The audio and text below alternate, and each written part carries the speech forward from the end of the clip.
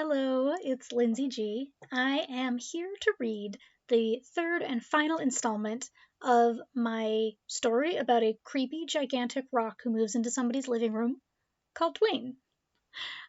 So, for anyone who has not been here for previous readings or has not had a chance to catch up on them, I will bring you up to speed with a quick recap of what has happened so far. So the story begins when our protagonist, who does not have a name in this story, wakes up one morning in the house that she has recently purchased, where she lives alone and writes novels, and goes into the kitchen to make herself some tea and sees that there is an 8-foot tall, 3-foot wide rock sitting in her living room, and it was not there when she went to bed the night before, and she does not want it to be there. So naturally, this scares her a little bit. She has no idea how it got there. She doesn't know how she's going to get it out. She doesn't know where it came from or why. So she starts setting about trying to figure out how to get it out, because this reminder that she's not fully in control of her situation is very unwelcome. However, because this is not something that happens frequently, she doesn't know what to do, and neither does anybody else. She calls her insurance company and asks them to help her have it removed, and they say, this does not exist in our existing policies. We don't know what to do to help you, so we're going to have to figure it out, and it's going to take some time. Meanwhile, she has someone come over to reinforce the floors underneath the rock. She has someone come to identify it and figure out about how much it weighs so that she can get estimates for its removal. And it appears that it's going to be very difficult to remove because it is 30,000 pounds of granite. So she's either going to have a wall taken off of her house or the roof lifted off so that it can be pulled out by a crane, either of which is going to be very expensive. She can't afford to do that unless the insurance company helps her, and the insurance company is dragging its feet. So our protagonist is left to live with this rock until she can figure out what to do next. She is not pleased about this situation, but then some photos of the rock that were taken by the geologist who did the estimate of how much it weighs leak onto the internet, and she becomes an overnight sensation. Well, she doesn't, her rock does. But soon she's becoming internet famous, and she starts to tell her friends about this rock, and her friends are very curious. So before she knows it, she's having a party where all kinds of people that she doesn't know yet are showing up to see this rock, and she becomes kind of a local celebrity. She's being called Rock Girl. She's on the local news. She's in the local newspaper. She's being interviewed all over the place.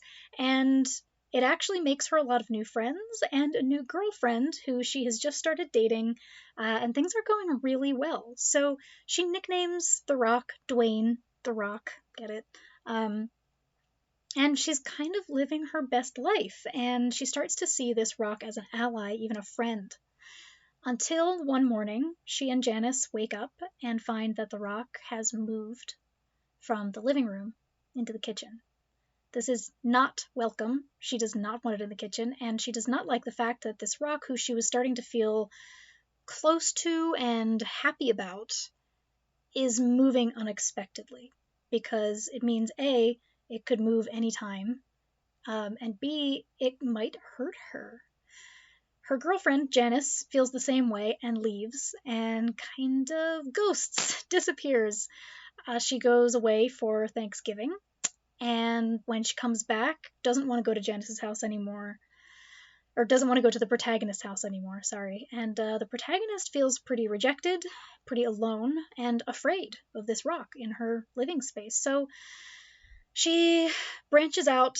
She goes on a date with someone that she met on a dating app and gets lucky and comes home and is feeling pretty good about herself and tells Dwayne all about her conquest and then goes to bed. And the next day, when she wakes up again, the rock has moved into her bedroom. It is standing next to her bed and staring at her. Although it doesn't have eyes, who knows what direction it's actually looking in. This is deeply upsetting to her. The bedroom is supposed to be her private sanctuary, and it no longer is. So she calls the insurance company. They say, okay, well, this is new, and we will pass the information on, but we still can't do anything for you right now. And that's pretty much where we left it off. So today, I'm going to start with the third and final installment, and we are going to see what happens to Dwayne the Rock and to our protagonist. So, here we go, folks. Chapter 9. I tried to write after that, to ignore the lump of granite sitting by my bed and just behind my eyes. I called up visions of last night's hookup, trying to shove the memory into a sex scene for the novel before I forgot the details. But I could feel my grasp on the characters, even on the memory, slipping. I was too distracted. After an hour, I sighed and stretched, joints popping and muscles groaning. I considered taking a bath, but the mental image of Dwayne appearing beside the bathtub was too upsetting. Instead, I plopped down on the couch and texted my friend Lynn. "Are you around? Can I call?" No reply. Fucking breeder. I called my dad. No answer. That was unusual, but I had always fought him so hard for a life of my own, I had to let him have the same. Well, that could only mean one thing. To my surprise, Janice picked up with a cheery, "Hey!" Hi, I said. There was an awkward pause. "Are you there?" she asked. "Yeah, Thanks for picking up." Another pause. "Are you okay?" I took a deep breath, let it out. "No, I'm not." Another breath. "It moved again, Janice." "Fuck," she said softly. I hoped she would say, "I'm coming over," next. We could cuddle while she told me to be strong. We could order food. Instead, she said, "You have got to get that thing out of there."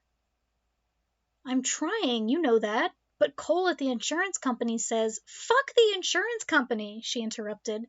"They don't give a shit about you." That caught me by surprise. "No, they don't," I replied. "But they have all the money.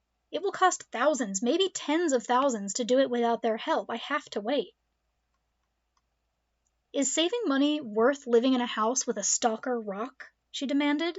"Is it worth your mental health and physical safety?" I didn't respond, just cringed at the ferocity of her words. Where had this resolve been when she'd been so scared by his first move? When she had run out and not come back? "You need to get it out of there, or you need to get yourself out of there. Hell, take out a loan, sell a kidney, whatever it takes, babe, just—" "Babe," I blurted, surprising myself. There was silence on both ends for an eternity. I regretted saying anything, but it was too late. The dam had burst. "Janice, I have been trying to get in touch with you for weeks. And now you're calling me babe?" No response, so I rushed on. "I have been followed around my house by a fucking rock for weeks, alone. And you're gonna act like we're fine?" She sighed. "I'm not fine, Janice. You ditched me with this thing in my house, and it sucked." Everything I had been holding in was pouring out of me now that I'd begun. She sighed again. "Yeah, I know. I freaked out and I ghosted. It wasn't cool." I took a very deep breath in the silence that followed before, quietly, figuring I had nothing left to lose, "Can't you just offer to let me stay at your place for a while?" More silence. I tried to imagine Janice's face, but came up short, the blood crashing past my ears too loud to let me concentrate.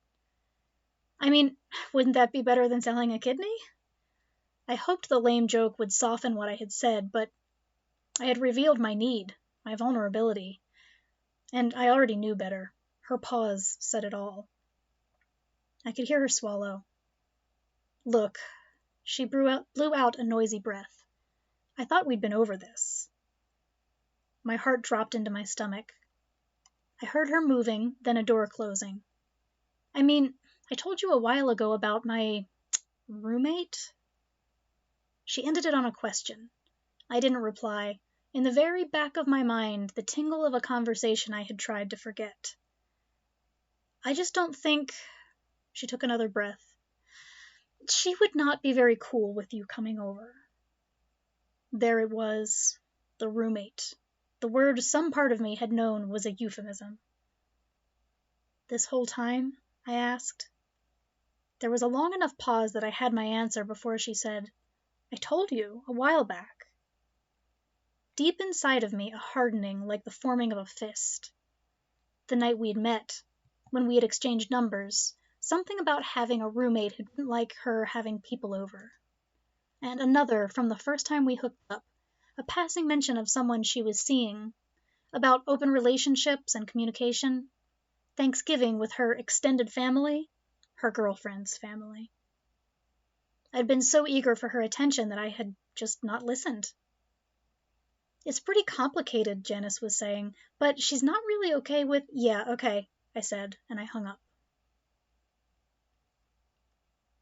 I sat in the living room some time later, my glass of whiskey propped on my knee. I had decided to get rip-roaring drunk after I hung up on Janice, but instead I had just sipped this one cup very slowly and let my mind go blank. I didn't want to think about what she had revealed, or about Dwayne in the other room, so I just stayed blank. Unbidden, though, I recalled myself sitting alone in the bedroom I used to share with Allie, waiting for her to come home the first time she had stayed out all night. The fight we had had the next day. She said she had already told me her plans, that I had agreed to it. Selective memory, she had called it. Poor communicator, I had called her. The whiskey was warm, and Janice was right. Dwayne was stalking me. When did an inanimate object become animate? Another slow sip, another break from thinking. Janice had been cheating on her girlfriend the whole time. With me. How could I do that to somebody else? Chapter 10. It was late. I had lost track of time around nightfall. My cuticles were bleeding. I stood slowly, my body protesting. I had been on the couch for hours. I meandered toward the bedroom. The light from the living room barely reached inside, just brushing Dwayne's broad shoulder. My teeth ground together, and I folded my arms under my breasts, pondering sleeping arrangements. If I crashed on the couch, would he follow me out there? There was no way to know. So far, he hadn't destroyed anything, aside from my mental health. Maybe if I slept in the bathtub, in the only room in the house too small for him to fit in without smashing anything. A short, flat breath out. No, no bathtub. This was my house. I felt a flame gutter to life in my ribcage and spread until it fanned my face and reached into my belly. Abruptly, I turned and moved toward the front door. The energy building in me made my limbs feel long and heavy. My shadow stretched out ahead of me as I walked around the side of the house where my unused bike lurked in a small lean-to. Turning on a flashlight I kept on the shelf, I found the hard tool case and yanked it to the ground, watching dust swirl around it in the harsh light. My father had given me the tool set last year when I'd bought the house, and I had opened it only that one time. Once was enough to know that what I needed was inside. I heard an owl hoot somewhere in the darkness as I let myself back into the house, a sense of consequence descending on me, as I scanned the living area for any sign of Dwayne. Nothing. Still in the bedroom. Waiting. At the thought, a rush of adrenaline hit my system, sending tingles from my heart outward until they landed in my fingers. I knelt and flipped open the toolbox, my hand lingering over the assortment of metal instruments inside. I selected the longest, heaviest wrench in the toolbox and pulled it from its memory foam, placed it across the palms of both hands, hefted its weight. I had never taken it out before, but I remembered its shining length in this toolkit every so often, when my dad warned me about making sure I had a baseball bat on hand in case of loonies. The wrench was cool, and it gleamed in the overhead light. It was easily 18 inches long. "Dwayne," I said softly into the hush of the empty house. "You in there, buddy?" Silence. I snorted a laugh. Of course, silence. I walked slowly toward the bedroom, resisting the urge to slap the head of the wrench against my palm. This wasn't for show. I turned into the bedroom doorway, leaned against the frame. I felt like my blood had turned to iron. "There you are," I said to Dwayne. He was right where I had left him. I didn't hide the wrench, and I didn't move for a while, just took in the ridiculous sight of a 30,000-pound hunk of granite looming over my most private sanctuary. A shudder moved through me, snapping me back into standard time, and heat flashed through me on a rush of visceral fear. The power of him was palpable. But I stood up straight, braced my feet, and twisted that fear into anger. Anger that, as I waited with feet wide, wrench palmed, boiled itself into a thick, familiar rage. "There you are," I repeated, the words coming out husky. "You creeping, stalking son of a bitch." I tightened my grip on the wrench. A smile dragged up the corner of my mouth. "You know what I realized today, Dwayne?" I stepped toward him and ran a finger across his surface at the level of a belt on a real man. "You're very big. And you're very scary." I laughed. Somewhere I registered that the sound wasn't normal for me, more of a bark. "You scared the shit out of me this morning." I leaned on my arm, hung my head till I was looking at where his base was crushing the brown carpet I wanted to replace. "Terrified me, actually." I brought the wrench up, hooking it over my shoulder. "Like you scared Janice away from me." The rage boiled deeper. "But you don't like to move when I can see you, do you?" I hissed, stepping toward him. "And you know what that means? You might be big and scary." I hefted the wrench away from my shoulder. "But you can't run away from me." I let the momentum of my terror push upward through my body, into my shoulders, and then into the swing of my arms, and smashed the wrench into Dwayne's side as hard as I could. The clang was loud, and the force of it jangled through my hands and wrists. I nearly dropped the wrench. It hurt, and it wrested a gasp from me that I only realized as I uttered it was the redrawing of breath after a ragged scream. I let the vibration of the impact carry the wrench backward, hefted it over my shoulder again, and brought it down hard in an overhead swing.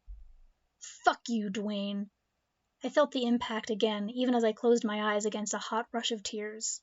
"Fuck you." And again. I wasn't sure if I was shouting or crying or whispering, each few words punctuated by another blow with the wrench. "You thought you could just show up here and take over my life?"